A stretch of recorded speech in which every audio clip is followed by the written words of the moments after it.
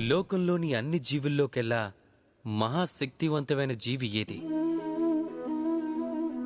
మీలో కొంతమంది అంటారు మనుషులని, కొందరంటారు సింహాలని, మరికొందరు ఏనుగులనంటారు. అది నిజం కాదు.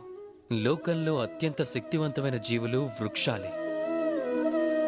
ఆ వృక్షాలు మనకి తింటానికి ఫలాల్నిస్తాయి, జీవించడానికి ప్రాణవాయువునిస్తుంది, ఎండలో కావలసిన నీడనిస్తుంది.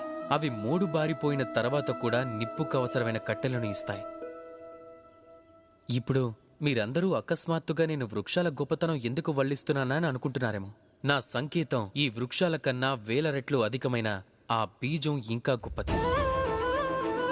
అది నేరుగా ఫలాలను ఇవ్వలేదు, అలాగే నీడని, కర్రలను కూడా. కేవలం ధరిత్రిలో దాగి మట్టితో పోరాడుతూ ఉంటుంది. ఒక వృక్ష